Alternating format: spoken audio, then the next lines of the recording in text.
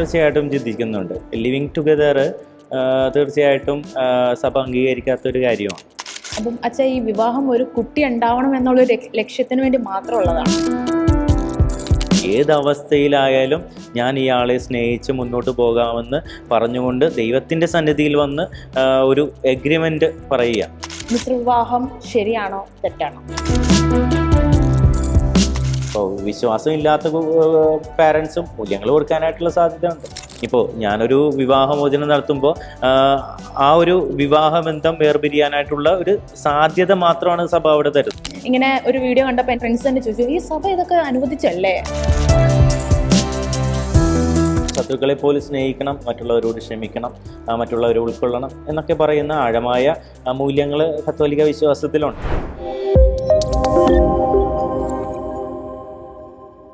ഇപ്പം നമ്മൾ എത്ര സുഹൃത്തുക്കളാണെന്ന് പറഞ്ഞാലും ആ ഒരു വ്യക്തിയെ പൂർണ്ണമായിട്ട് നമുക്ക് അറിയാൻ പറ്റില്ല. ഒരു വ്യക്തിയെ അറിയണമെന്നുണ്ടെങ്കിൽ അവരുടെ വീട്ടുകാരോട് ചെന്ന് ചോദിക്കണം. അങ്ങനെ പറയാറില്ലേ, എന്നെ അറിയണമെന്നുണ്ടെങ്കിൽ എൻ്റെ വീട്ടിൽ വന്ന് ചോദിക്കണം ഞാൻ എന്താണ് എങ്ങനെയാണ് എന്നുള്ളത്.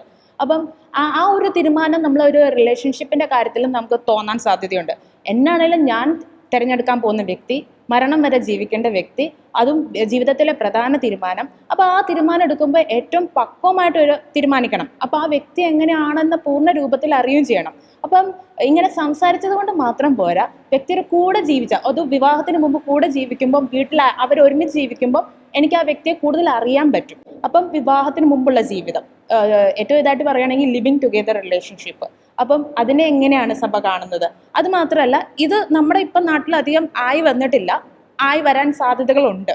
അപ്പം ഇനി ആയി വരുവാണെങ്കിൽ സഭ എങ്ങനെയായിരിക്കും പ്രതികരിക്കുന്നത്? സഭ ചിന്തിച്ചിട്ടുണ്ടോ ഇതിനെപ്പറ്റി? തീർച്ചയായിട്ടും ചിന്തിക്കുന്നുണ്ട്. ലിവിങ് ടുഗദർ തീർച്ചയായിട്ടും സഭ അംഗീകരിക്കാത്തൊരു കാര്യമാണ്. കാരണം ഇതൊരു സീരിയസ് ആയിട്ടുള്ള ഒരു വിളി അല്ലെങ്കിൽ ഒരു വൊക്കേഷൻ ഓറിയൻറ്റഡ് ആയിട്ടുള്ള ഒരു ജീവിത രീതിയല്ല. ഇപ്പോൾ നമ്മൾ നേരത്തെ പറഞ്ഞതുപോലെ ഒത്തിരി മൂല്യങ്ങളുടെ പ്രശ്നങ്ങൾ അവിടെ വരുന്നുണ്ട്. ഇപ്പോൾ നമ്മൾ വിവാഹത്തിന് മുമ്പുള്ള ലൈംഗികത അവിടെ വലിയ ഇഷ്യൂ ആയിട്ട് കാണാനായിട്ട് സാധ്യതയുണ്ട്. അതുപോലെ തന്നെ നമുക്കിപ്പോൾ ഒരു സീരിയസ് ആയിട്ടുള്ള ഒരു ബന്ധം തുടരാനായിട്ട് അവിടെ സാധ്യതയില്ല. ഇപ്പോൾ എനിക്ക് വേണമെങ്കിൽ അയാളുടെ കൂടെ താമസിക്കാം, എനിക്ക് ഇഷ്ടപ്പെടുമെങ്കിൽ മാത്രമേ അയാളെ കല്യാണം കഴിച്ചാൽ മതി. അപ്പോൾ അത് എന്താണ് അതിൻ്റെ ലക്ഷ്യം എന്നത് ഏറ്റവും പ്രധാനപ്പെട്ട ഒരു ചോദ്യമാണ്. ലിവിങ് ടുഗെദർ എപ്പോഴും നമ്മൾ ഒരു വിവാഹത്തിലേക്ക് നയിക്കുന്ന കാര്യമായിട്ട് നമുക്ക് കാണാനായിട്ട് സാധിക്കില്ല. കുറച്ച് നാൾ അയാളോടുകൂടി ജീവിക്കുന്നു, അത് കഴിയുമ്പോൾ അയാളെ വേണ്ടെങ്കിൽ നമ്മൾ മറ്റൊരു ജീവിത പങ്കാളിയെ കണ്ടെത്തുന്നു, അയാളുടെ കൂടെ ജീവിക്കുന്നു. അപ്പോൾ തീർച്ചയായിട്ടും അതൊരു സീരിയസ് ആയിട്ടുള്ള ഒരു ജീവിത രീതിയല്ല എന്ന് സഭ കരുതുന്നുണ്ട്. പിന്നെ രണ്ടാമതായിട്ട് നമുക്ക് എന്താ പറയുക, ഈ ഒരു സീരിയസ് റിലേഷൻഷിപ്പ് അവിടെ കാണാൻ സാധിക്കുന്നില്ല. പിന്നെ നമുക്ക് കുട്ടികൾ ഉണ്ടാകാനായിട്ടുള്ള സാധ്യത വളരെ കുറവാണ്. അപ്പോൾ ഞാനൊരു സീരിയസ് കമ്മിറ്റ്മെൻറ്റ് അവിടെ ഏറ്റെടുക്കുന്നില്ല എങ്കിൽ കുട്ടികളുമായിട്ട് മുന്നോട്ട് പോകാനായിട്ടുള്ള സാധ്യതയില്ലല്ലോ. അപ്പോൾ അതുകൊണ്ട് ഏറ്റവും പ്രധാനപ്പെട്ട ഒരു കാര്യം, വിവാഹം എന്ന അല്ലെങ്കിൽ ഒരു ജീവിത പങ്കാളിയെ തിരഞ്ഞെടുക്കുമ്പോൾ അത് എപ്പോഴും നമ്മൾ ചിന്തിക്കേണ്ടത് ഒരു കുട്ടികളുമായിട്ട് ബന്ധപ്പെടുത്തിയാണ്. ഞാൻ തിരഞ്ഞെടുക്കുന്ന വ്യക്തിയിൽ നിന്ന് ഞാൻ ചെയ്യുന്ന ലൈംഗികത എന്ന പ്രവൃത്തിയിലൂടെ ഒരു കുട്ടി ഉണ്ടാവണം. അതിൻ്റെ ഫലം എന്നത് എപ്പോഴും കുട്ടിയാണ്, ഒരു കുഞ്ഞുണ്ടാകുക എന്നതാണ്. അപ്പോൾ ആ കുഞ്ഞുണ്ടാകുമ്പോൾ തീർച്ചയായിട്ടും അത് വിവാഹത്തിലൂടെ മാത്രമേ സാധ്യമാകുകയുള്ളൂ. ലിവിങ് ടുഗദർ എന്ന് പറഞ്ഞാൽ ഒത്തുവാസം എന്ന കാര്യത്തിൽ സഭ താല്പര്യം പ്രകടിപ്പിക്കുന്നില്ല. അപ്പം അച്ഛാ, ഈ വിവാഹം ഒരു കുട്ടി ഉണ്ടാവണം എന്നുള്ളൊരു ലക്ഷ്യത്തിന് വേണ്ടി മാത്രമുള്ളതാണോ? മാത്രമുള്ളതല്ല, ഞാൻ പറഞ്ഞു, രണ്ട് കാര്യങ്ങളാണ് വിവാഹത്തിലൂടെ സാധ്യമാകുന്നത്. ഒന്ന്, ഈ ദമ്പതികൾ തമ്മിലുള്ള ഒത്തുചേരൽ, അവർ തമ്മിലുള്ള സ്നേഹബന്ധം, അത് ഏറ്റവും പ്രധാനപ്പെട്ട ഒരു കാര്യമാണ്. അവർ തമ്മിൽ, രണ്ടുപേര് തമ്മിൽ ജീവിത അവസാനം വരെ സന്തോഷത്തിലും സന്താപത്തിലും, സമ്പത്തിലും ദാരിദ്ര്യത്തിലും, ആരോഗ്യത്തിലും അനാരോഗ്യത്തിലും. അപ്പോൾ ഈ 6 കാര്യങ്ങളും വളരെ പ്രധാനപ്പെട്ടതാണ്. ഈ 6 കാര്യങ്ങളിലും, അത് സന്തോഷത്തിലായാലും സങ്കടത്തിലായാലും സമ്പത്തിലായാലും ദാരിദ്ര്യത്തിലായാലും ആരോഗ്യത്തിലായാലും അനാരോഗ്യത്തിലായാലും ഏതവസ്ഥയിലായാലും ഞാൻ ഇയാളെ സ്നേഹിച്ച് മുന്നോട്ട് പോകാമെന്ന് പറഞ്ഞുകൊണ്ട് ദൈവത്തിൻ്റെ സന്നിധിയിൽ വന്ന് ഒരു എഗ്രിമെൻ്റ് പറയുക.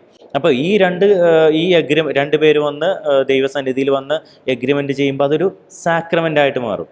സാക്രമെൻ്റാണ്. ഈ ഒരു സാക്രമെൻ്റ് സീൽ ചെയ്യുന്നത് അത് ദൈവമാണ്. അപ്പോൾ അവിടെ ഒരു സ്പിരിച്വലായിട്ടുള്ള ഒരു കാര്യം കൂടി നടക്കുന്നുണ്ട്, ഒരു ദൈവത്തിൻ്റെ പ്രക്രിയ കൂടി നടക്കുന്നുണ്ട്. ഇപ്പോൾ ഞാനൊരു വിവാഹമോചനത്തിലൂടെ അയാളിൽ നിന്ന് വേർപെടുമ്പോഴും ആ സീൽ അവിടെ ഉണ്ട് എന്നുള്ളൊരു കാര്യമുണ്ട്. ഇപ്പോൾ ഞാനൊരു വിവാഹമോചനം നടത്തുമ്പോൾ ആ ഒരു വിവാഹബന്ധം വേർപിരിയാനായിട്ടുള്ള ഒരു സാധ്യത മാത്രമാണ് സഭ അവിടെ തരുന്നത്. എന്നാൽ ആ ഒരു കൃപയുടെ ആ ഒരു അടയാളം തീർച്ചയായിട്ടും ആ രണ്ട് വ്യക്തികളിലുണ്ട്. അതൊരിക്കലും മാഞ്ഞു പോകുന്നില്ല. കൂദാശകളുടെ മുദ്ര ഒരിക്കലും മാഞ്ഞു പോകുന്നില്ല എന്നതാണ് യാഥാർത്ഥ്യം. അപ്പം അങ്ങനെ വിവാഹത്തിൻ്റെ മുദ്ര മാഞ്ഞു പോകാത്തിടത്തോളം കാലം തീർച്ചയായിട്ടും അവർ ആ ഒരു ബന്ധത്തിൽ തീർച്ചയായിട്ടും മറ്റൊരു ബന്ധം സ്വീകരിക്കുമ്പോൾ എന്തുമാത്രം അതുകൊണ്ടാണ് ചോദിക്കുന്നത്, വിവാഹമോചനം എല്ലാവർക്കും സാധ്യമാണോ? വിവാഹമോചനം സഭ പ്രോത്സാഹിപ്പിക്കുന്നുണ്ടോ എന്ന് ചോദിച്ചാൽ പ്രോത്സാഹിപ്പിക്കുന്നില്ല. കാരണം ആ ഒരു പരിശുദ്ധാത്മാവിൻ്റെ മുദ്ര അവരിലുണ്ടാകുന്നുണ്ട്. അപ്പം നമ്മൾ ഈ ഒരു വിവാഹം നടന്നു, ഇത് ഈ ഒരു വിവാഹ ബന്ധത്തിലൂടെ മുന്നോട്ട് പോകാനായിട്ട് സാധിക്കുന്നില്ല എന്ന് തോന്നുകയാണെങ്കിൽ നമുക്ക് വിവാഹമോചനം നടത്താമെന്ന് ഒരു കണ്ടീഷൻ, ഒരു പ്രായോഗികതയുടെ ബലത്തിലാണ് തരുന്നത്. പ്രായോഗികത എന്നൊരു വാക്കാണ് ഉപയോഗിക്കുന്നത്. നമുക്ക് അവർ മുന്നോട്ട് പോകാനായിട്ടുള്ള സാധ്യതയില്ല, അതുകൊണ്ട് തന്നെ നമുക്ക് ഈ ബന്ധം വേർപ്പെടുത്താമെന്ന് പറയുന്നു. അപ്പോൾ അതൊരു പ്രായോഗികതയുടെ ഭാഗമാണ്. പക്ഷേ അതിനപ്പുറമായിട്ടൊരു സ്പിരിച്വൽ ഒരു കാര്യമുണ്ട്, ഒരു ആത്മീയമായിട്ടുള്ളൊരു കാര്യമുണ്ട്. അവിടെ ദൈവം അവരെ ദൈവഹിതപ്രകാരം ഒന്നിപ്പിച്ചു. ഏതവസ്ഥയിലൂടെയും മുന്നോട്ട് പോകാനായിട്ട് അവർ തയ്യാറാണ് എന്ന് ദൈവസന്നിധിയിൽ വന്ന് അവർ പ്രതിജ്ഞ ചെയ്തു, ഒരു എഗ്രിമെൻ്റ് ഉണ്ടാക്കി. ആ എഗ്രിമെൻറ്റിലൂടെ മുന്നോട്ട് പോകുമ്പോൾ ചെറിയ പ്രശ്നങ്ങൾക്ക് ഡിവോഴ്സ് നേടിയെടുക്കുക എന്നത് തീർച്ചയായിട്ടും അതൊരു നല്ല കാര്യമല്ല എന്ന് സഭ പഠിപ്പിക്കുന്നുണ്ട്. അപ്പോൾ ഈ ലിവിങ് ടുഗദർ എന്ന് പറയുന്ന ഒരു കാര്യമായിട്ട് ബന്ധപ്പെട്ട് നമ്മൾ പറയുമ്പോൾ തീർച്ചയായിട്ടും വിവാഹം എന്നതാണ് ഏറ്റവും പ്രധാനപ്പെട്ട ഒരു ബന്ധമായിട്ട്, ഒരു ജീവിത രീതിയായിട്ട് സഭ കാണുന്നത്. അപ്പം അങ്ങനെ വിവാഹമെന്ന ആ ഒരു വിളി, ദൈവവിളി, ആ ദൈവവിളിയിലൂടെ രണ്ട് വ്യക്തികൾ ദൈവകൃപയുടെ പൂർണ്ണതയിൽ മുന്നേറണമെന്ന് സഭ ആഗ്രഹിക്കുന്നുണ്ട്. ആ കൃപയുടെ പൂർണ്ണതയാണ് മക്കളായിട്ട് നമുക്ക് ലഭിക്കുന്നത്. അതുപോലെ തന്നെ അച്ഛാ, ഇപ്പം എനിക്ക് ഇഷ്ടപ്പെട്ട ഒരാളെ തിരഞ്ഞെടുക്കാനുള്ള സ്വാതന്ത്ര്യം ഉണ്ട്. സഭയും പറയുന്നുണ്ട് പ്രണയിക്കുന്നത് തെറ്റല്ല. പക്ഷേ ചിലപ്പം ആ ഒരു വ്യക്തി നമ്മുടെ ക്രിസ്ത്യാനി ആവണമെന്ന് നിർബന്ധമില്ല. അപ്പം രണ്ടുപേരും തമ്മിൽ ഇഷ്ടപ്പെടുന്നു, ആ വ്യക്തിയിലുള്ള സ്നേഹം നോക്കിയാൽ പോരെ. അങ്ങനത്തെ ഒരു കാഴ്ചപ്പാടുകളും ചിന്തകളും വ്യക്തികളിൽ ഉണ്ടാവാൻ സാധ്യതകളുണ്ട്. അപ്പം സഭയുടെ പഠനങ്ങൾ ബിബ്ലിക്കലി മിശ്രവിവാഹം ശരിയാണോ തെറ്റാണോ? നമ്മൾ 3 തരത്തിലുള്ള വിവാഹങ്ങളാണ് പൊതുവേ കാണുന്നത്. ഒന്ന്, 2 കത്തോലിക്കർ തമ്മിൽ വിവാഹം കഴിക്കുന്നു, അതാണ് സാക്രമെൻ്റ്, ഒരു കൂദാശയായിട്ട് സഭ കരുതുന്നത്. രണ്ടാമത്തെ വിവാഹം എന്ന് പറയുന്നത് മിശ്ര വിവാഹങ്ങളാണ്, മിക്സഡ് മാരേജസ്. അത് ഒരു കത്തോലിക്കനും ഒരു അകത്തോലിക്കനും തമ്മിലുള്ള വിവാഹമാണ്. അപ്പോൾ അത് കത്തോലിക്കനും വേറെ സഭാവിഭാഗങ്ങളിൽപ്പെട്ട ഒരാളും തമ്മിലുള്ള വിവാഹങ്ങളാവാം. ഇനി മൂന്നാമത്തെ വിവാഹം എന്ന് പറയുന്നത് ഒരു കത്തോലിക്കനും മറ്റു വിഭാഗത്തിൽപ്പെട്ട ഒരാളും തമ്മിലുള്ള വിവാഹങ്ങളാണ്. അപ്പോൾ അങ്ങനെ 3 തരത്തിലുള്ള വിവാഹങ്ങളെക്കുറിച്ച് പറയുന്നുണ്ട്. ആദ്യത്തെ വിവാഹം മാത്രമാണ് ഒരു കൂദാശയായിട്ട് മാറുന്നത്. മറ്റു മതങ്ങളിലുള്ള വിവാഹങ്ങൾ ഉണ്ടാക്കുന്ന പ്രശ്നങ്ങൾ എന്താണെന്ന് ചോദിച്ചാൽ, ഒന്നാമതായിട്ട് അവരുടെ വിശ്വാസങ്ങൾ തമ്മിൽ പൊരുത്തപ്പെടാൻ സാധ്യതയില്ല. ഇപ്പം എത്രമാത്രം സ്നേഹമുണ്ടെന്ന് പറഞ്ഞാലും അവർ തമ്മിലുള്ള ഒരു വിശ്വാസങ്ങൾ പൊരുത്തപ്പെട്ടു പോയില്ല എങ്കിൽ തീർച്ചയായിട്ടും അവരുടെ ബന്ധത്തിൽ അത് ആഴമായിട്ടുള്ള പ്രശ്നങ്ങൾ ഉണ്ടാക്കാൻ സാധ്യതയുണ്ട്. ഇനി അങ്ങനെയുള്ള ഒരു സാഹചര്യം ഉണ്ടാകുന്നു, ഒരിക്കലും ഇതില്ലാതെ മുന്നോട്ട് പോകാനായിട്ട് സാധ്യതയില്ല എന്ന് പറയുമ്പോൾ നേരത്തെ പറഞ്ഞ പ്രായോഗികതയുടെ ഭാഗമായിട്ട് സഭ ഒരു എക്സെപ്ഷൻ കൊടുക്കുന്നു. എക്സെപ്ഷൻ കൊടുക്കുക എന്ന് പറഞ്ഞാൽ വേണമെങ്കിൽ ഒരു ബ്ലെസ്സിങ് വേണമെങ്കിൽ കൊടുക്കാം. അല്ലെങ്കിൽ അതിന് ഏറ്റവും പ്രധാനപ്പെട്ട ഒരു കാര്യം, ഉണ്ടാകുന്ന കുട്ടിക്ക് ഈ ഒരു കത്തോലിക്ക വിശ്വാസത്തിൽ മുന്നോട്ട് പോകണം. അത് ഇയാളുടെ വിശ്വാസം അടിച്ചേൽപ്പിക്കുകയല്ല, കത്തോലിക്ക വിശ്വാസത്തിൽ വളർത്തിക്കൊള്ളാമെന്നുള്ള ഒരു ഉറപ്പിന്മേലാണ് അങ്ങനെ ഒരു അനുവാദം കൊടുക്കുന്നത്. അപ്പം അങ്ങനെ അനുവാദം കൊടുക്കുമ്പോൾ തീർച്ചയായിട്ടും കുട്ടി ഉണ്ടാകുമ്പോൾ തീർച്ചയായിട്ടും ഈ ഒരു വിശ്വാസത്തിൻ്റെ കോൺഫ്ലിക്റ്റ് ഉണ്ടാകാനായിട്ടുള്ള സാധ്യതയേറെയാണ്. അപ്പോൾ മിശ്രവിവാഹങ്ങൾ പൊതുവെ സഭ അനുവാദം കൊടുക്കുന്നു എന്നത് ഒരു പ്രായോഗികതയുടെ ഭാഗമായിട്ട് മാത്രമാണ്. മറിച്ച് ഒരു കത്തോലിക്ക വിശ്വാസി എന്ന നിലയിൽ എപ്പോഴും ഒരു കത്തോലിക്കനും മറ്റൊരു കത്തോലിക്കനും തമ്മിലുള്ള വിവാഹങ്ങളാണ് സഭ പ്രോത്സാഹിപ്പിക്കുന്നത്. തീർച്ചയായിട്ടും ആ ഒരു പരസ്പര വിശ്വാസമുള്ള രണ്ട് പേര് തമ്മിൽ ഒരുമിച്ച് ചേർന്ന് പോകുമ്പോൾ ആ ബന്ധത്തിൽ ആഴമായിട്ടുള്ള ഒരു സ്നേഹബന്ധം ഉടലെടുക്കാനായിട്ടുള്ള സാധ്യതയുണ്ട്.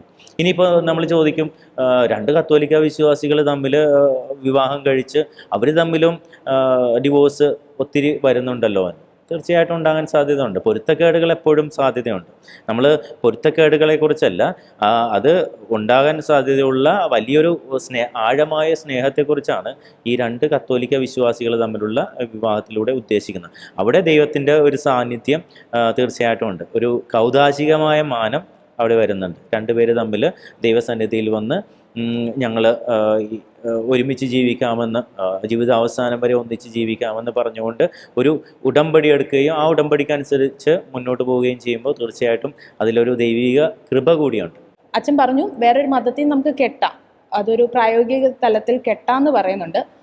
പക്ഷെ അത് ഒരു കൂദാശപരമായിട്ടാണോ സഭ അതിനെ അംഗീകരിക്കുന്നത്? തീർച്ചയായിട്ടും അതൊരു കൂദാശയല്ല. ഞാൻ ആദ്യമേ പറഞ്ഞു, രണ്ട് കത്തോലിക്കർ തമ്മിലുള്ള വിവാഹങ്ങളാണ് കൂദാശയായിട്ട് മാറുന്നത്. അത് തീർച്ചയായിട്ടും പള്ളിയിൽ വന്ന് ഒരു കാർമ്മികൻ്റെ സാന്നിധ്യത്തിൽ, വിവാഹത്തിൻ്റെ പ്രത്യേകത ഈ വരുന്ന രണ്ട് നവവധൂവരന്മാരാണ് വിവാഹത്തിൻ്റെ കാർമ്മികർ. അവരാണ് കാർമ്മികർ, ബാക്കി എല്ലാവരും സാക്ഷികളാണ്. അപ്പോൾ ഈ രണ്ട് പേര് ഇവിടെ വന്ന് ഞങ്ങൾ ജീവിതകാലം മുഴുവൻ ഒന്നിച്ച് ജീവിക്കാമെന്ന് പറഞ്ഞുകൊണ്ട് ഒരു പ്രതിജ്ഞ ചെയ്ത് മുന്നോട്ട് പോകുമ്പോൾ തീർച്ചയായിട്ടും അതിലൊരു ദൈവികമായ സ്പർശമുണ്ട്. അപ്പോൾ ആ ദൈവികമായ സ്പർശമാണ് പിന്നീട് അവർക്ക് ഒരു നല്ലൊരു കുടുംബം കെട്ടിപ്പടുക്കാനായിട്ട് സാധ്യമാക്കുന്നത്. ഇനി മറ്റൊരു മതത്തിൽപ്പെട്ട ഒരാളെ വിവാഹം ചെയ്യുമ്പോൾ അത് തീർച്ചയായിട്ടും കൗദാശികപരമല്ല, അതൊരു കൂദാശയല്ല, ഒരു സാക്രമെൻ്റ് അല്ല. അത് സാക്രമെൻ്റ് ആകാൻ സാധ്യതയില്ല. കാരണം സാക്രമെൻ്റ് എന്ന് പറയുന്നത് രണ്ട് കത്തോലിക്കർ തമ്മിലുള്ള കാര്യത്തിനാണ്. ഒരു കത്തോലിക്കന് മാത്രമേ ഒരു സാക്രമെൻ്റ് സ്വീകരിക്കാനായിട്ട് സാധിക്കുകയുള്ളൂ. അപ്പോൾ വേറൊരു മതത്തിൽപ്പെട്ട ഒരാൾ വിവാഹം ചെയ്യുമ്പോൾ അതൊരു കൂദാശയായിട്ട് മാറുന്നില്ല. പിന്നെ മറ്റൊരു കാര്യം എന്ന് പറയുന്നത്, ഇപ്പോൾ ഞാനൊരു സ്വാഭാവികമായിട്ട് വരുന്നൊരു ചോദ്യമാണ്, ഞാൻ രാവിലെ പള്ളിയിൽ കെട്ടി, അതിനെപ്പറ്റി ചോദിക്കാനിരിക്കായിരുന്നു കുറച്ച് കഴിഞ്ഞിട്ട്, വൈകിട്ട് അമ്പലത്തിൽ പോയി കെട്ടി. അവിടെ വരാനായിട്ടുള്ള സാധ്യതയുള്ളൊരു കാര്യം, നമ്മൾ ഒന്നാം പ്രമാണത്തിന് എതിരായിട്ടുള്ളൊരു പ്രശ്നം അവിടെ വരുന്നുണ്ട്. നിന്റെ ദൈവമായ കർത്താവ് ഞാനാവുന്നു, ഞാനല്ലാതെ മറ്റൊരു ദൈവം ഉണ്ടാകരുതെന്ന് പറഞ്ഞ് പഠിപ്പിച്ച് ചെറുപ്പം മുതലേ പഠിപ്പിക്കുന്ന ഒരു കാര്യമാണ്. രാവിലെ വന്ന് പള്ളിയിൽ കെട്ടുകയും വൈകിട്ട് പോയി അമ്പലത്തിൽ കെട്ടുകയും ചെയ്യുമ്പോൾ എന്ത് പ്രാധാന്യമാണ് ഒന്നാം കൽപ്പനയ്ക്കുള്ളത് എന്നുള്ളൊരു ചോദ്യം കൂടി വരും. അല്ല അച്ഛാ, അത് ഇപ്പം ഈ പറഞ്ഞ കാര്യം സോഷ്യൽ മീഡിയ ഭയങ്കര ആഘോഷമാക്കുന്നുണ്ട്. ഈ ഒരു വീഡിയോ ഭയങ്കര വൈറലുമാണ്. ഒത്തിരി പേരുടെ കാര്യം നടക്കുന്നുണ്ട്. രാവിലെ അമ്പലത്തിലെ ഹിന്ദു ആചാരത്തിൽ നടക്കുന്നു, ഉച്ച കഴിഞ്ഞാൽ പള്ളി നടക്കുന്നു. അപ്പോൾ ഇത് കാണുമ്പം തന്നെ ബാക്കിയുള്ളവർക്കും ഒരു ചിന്ത വരും, ഓക്കെ സഭയൊക്കെ ഇത് അനുവദിക്കുന്നുണ്ടോ, ഇങ്ങനെയൊക്കെയാണോ കാര്യങ്ങൾ പോണത്? അപ്പം ഇതെന്താ ശരിക്കും സഭ അനുവദിക്കുന്നതാണോ? സഭയുടെ നിലപാട് എന്താ ഇതിനകത്ത്?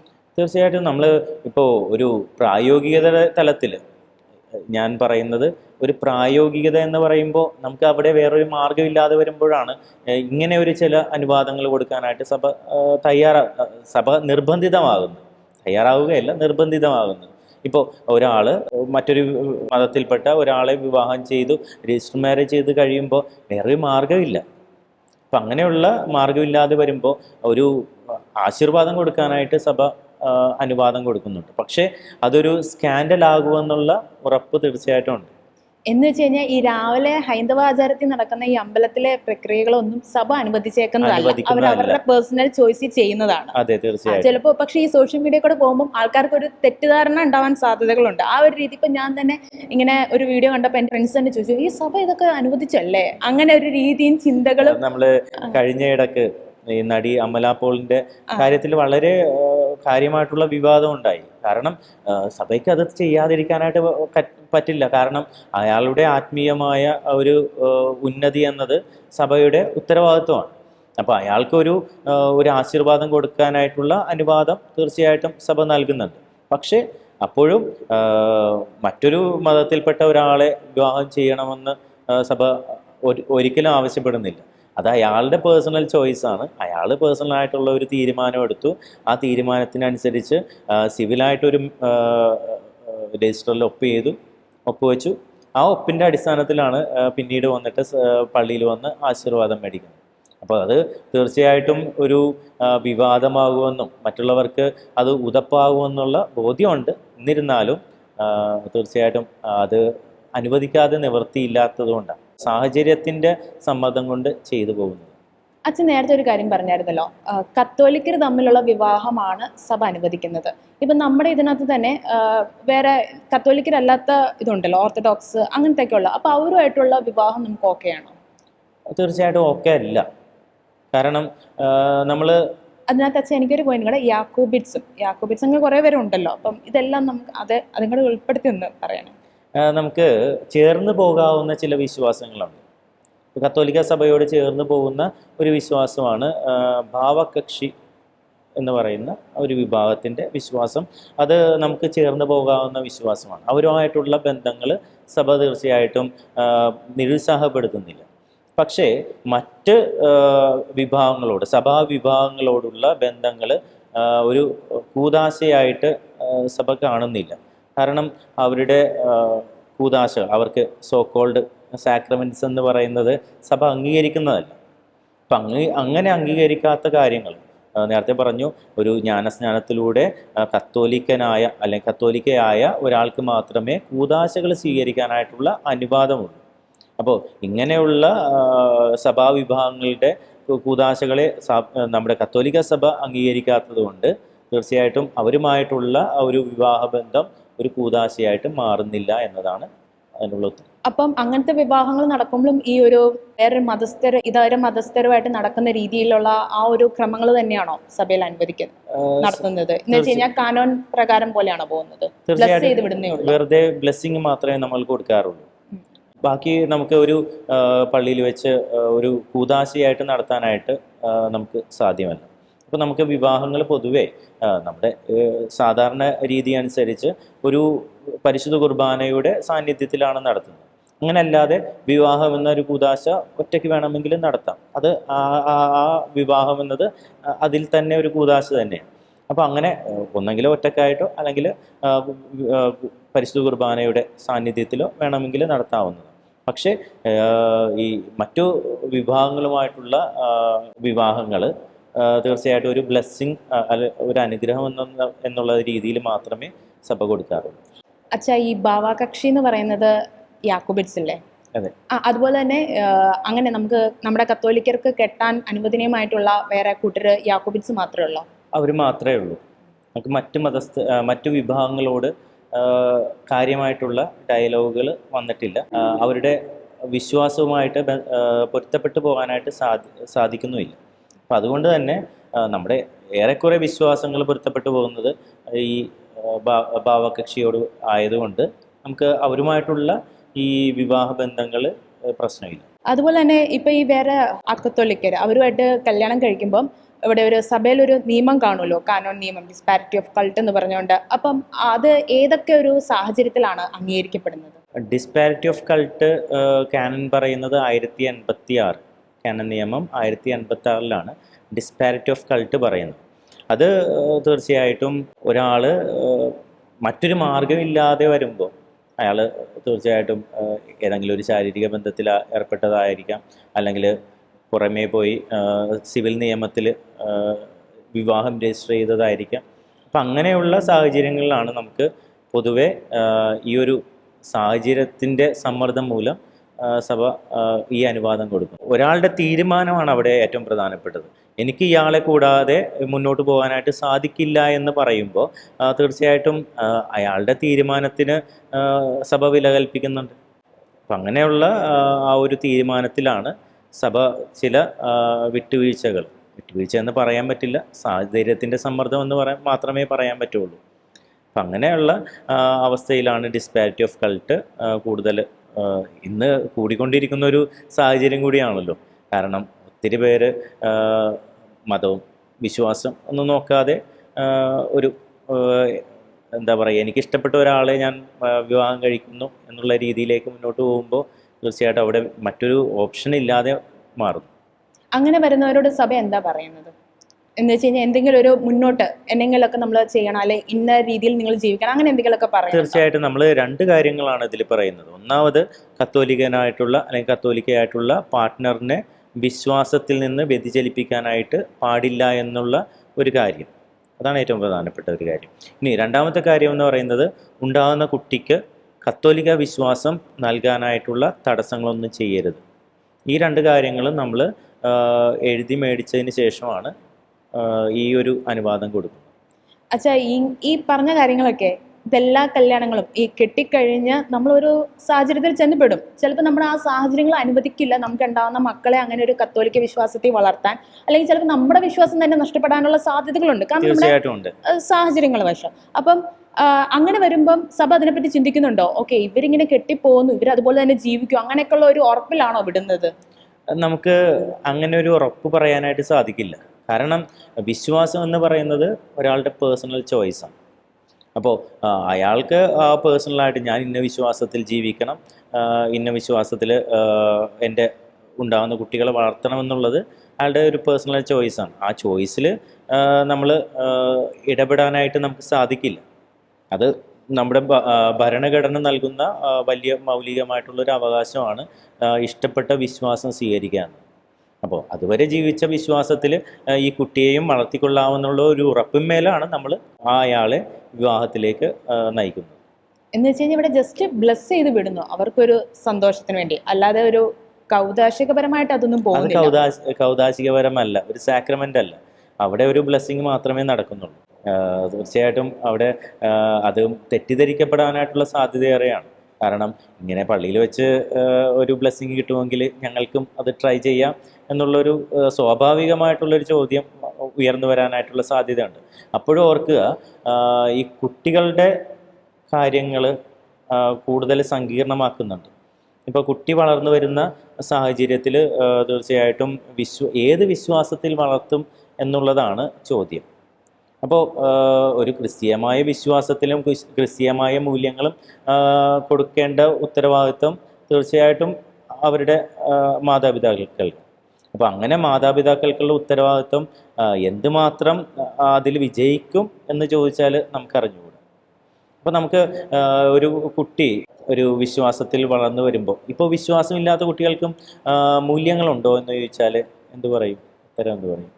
നമുക്കിപ്പം അങ്ങനെ ചോദിക്കുകയാണെങ്കിൽ ചില മൂല്യങ്ങൾ മൂല്യങ്ങൾ ഒരു പേരൻസ് കൊടുക്കുന്ന രീതി പോലെ ഇരിക്കും കുറെയൊക്കെ. പിന്നെ കുറച്ചും കൂടെ ഒരു ക്രിസ്തീയ മൂല്യങ്ങൾ കുറച്ചും കൂടെ വിലപ്പെട്ടതാ. ഇന്നത് ചെയ്യരുത്, ചെയ്യണം എന്നൊക്കെ പറഞ്ഞ കുറച്ചും കൂടെ ഒരു നമ്മള് സ്നേഹിക്കണം, ശത്രുക്കളെ പോലെ സ്നേഹിക്കണം എന്നൊക്കെ പറയുന്ന വലിയ ആഴമുള്ള കാര്യങ്ങളൊക്കെ, മൂല്യങ്ങളൊക്കെ പകർന്നു കൊടുക്കുന്നത്, അല്ലെങ്കിൽ മറ്റുള്ളവരോട് ക്ഷമിക്കണം, മറ്റുള്ളവരെ ഉൾക്കൊള്ളണം എന്നൊക്കെ പറയുന്ന ആഴമായ മൂല്യങ്ങൾ കത്തോലിക്ക വിശ്വാസത്തിലുണ്ട്. അപ്പം ഇങ്ങനെ മൂല്യങ്ങൾ പകർന്നു കൊടുക്കാനായിട്ട് തീർച്ചയായിട്ടും കത്തോലിക്ക ആ പാരൻറ്റിന് മാത്രമേ സാധിക്കുകയുള്ളൂ. മറ്റുള്ളവർക്ക് മൂല്യങ്ങളില്ല എന്നൊന്നും അല്ല പറയുന്നത്. ഇപ്പോൾ വിശ്വാസമില്ലാത്ത സമൂഹത്തിൽ വളർന്ന കുട്ടിക്കും മൂല്യങ്ങളുണ്ട്, അവർക്ക് സ്നേഹിക്കാനായിട്ട് സാധിക്കും. പക്ഷേ അങ്ങനെയുള്ള മൂല്യങ്ങൾ എന്തുകൊണ്ട് ഈ കുഞ്ഞ് ഇങ്ങനെയുള്ള മൂല്യങ്ങളിൽ വളർന്നു വരുന്നു എന്ന് ചോദിച്ചാൽ, മൂല്യങ്ങളുള്ള മനുഷ്യർ ജീവിക്കുന്നത് കൊണ്ടാണ്, അല്ലേ? അപ്പോൾ നമ്മൾ ഒരാൾ തെറ്റ് ചെയ്യാതെ മുന്നോട്ട് പോകുന്നത് ചെയ്യുന്നത് തെറ്റാണെന്ന് പറയാനായിട്ടുള്ള ബോധമുള്ള ആളുകളുള്ളതുകൊണ്ട്. അപ്പൊ അങ്ങനെ വരുമ്പോൾ അച്ഛൻ ഇപ്പൊ ഈ പറഞ്ഞൊരു മൂല്യമുള്ള പേരൻസ് ഉണ്ടെങ്കിൽ അവിടെ ഒരു വിശ്വാസത്തിന്റെ ആവശ്യകതയെ പറ്റിയുള്ള ചോദ്യം ഉയർന്നു വരും, നമുക്കൊരു സംശയം തോന്നിപ്പോകും. മൂല്യങ്ങൾ എപ്പോഴും വരുന്നത് ഈ വിശ്വാസത്തിൽ നിന്നാണ്. നമ്മളത് തെളിയിച്ച ഒരു കാര്യമാണ്. മൂല്യങ്ങൾ എപ്പോഴും മതത്തിൻ്റെ അല്ലെങ്കിൽ മതവുമായി ബന്ധപ്പെട്ട കാര്യങ്ങളിൽ നിന്നാണ്, വിശ്വാസവുമായി ബന്ധപ്പെട്ട കാര്യങ്ങളിൽ നിന്നാണ് നമുക്ക് മൂല്യങ്ങൾ ഉണ്ടാകുന്നത്. അപ്പോൾ അങ്ങനെ നല്ല മൂല്യങ്ങളുള്ള പാരൻസ് തീർച്ചയായിട്ടും നല്ല മൂല്യങ്ങൾ കുട്ടികൾക്ക് പകർന്നു കൊടുക്കും. അപ്പോൾ വിശ്വാസമില്ലാത്ത പാരൻസും മൂല്യങ്ങൾ കൊടുക്കാനായിട്ടുള്ള സാധ്യതയുണ്ട്. പക്ഷേ അതെന്തുമാത്രം അതിൽ വിജയിക്കുന്നു, അല്ലെങ്കിൽ എന്തുമാത്രം നല്ല മൂല്യങ്ങളാണ് കുട്ടിക്ക് കൊടുക്കുന്നത് എന്ന് ചോദിച്ചാൽ നമുക്ക് അറിഞ്ഞുകൂടും. കത്തോലിക്ക സഭയിൽ ആഴമാർന്ന ആ ഒരു മൂല്യങ്ങൾ നഷ്ടപ്പെട്ടു പോകും. അതാണ് കൂടുതൽ ഉണ്ടാവാനുള്ള സാധ്യതകൾ, അല്ലേ? തീർച്ചയായിട്ടും.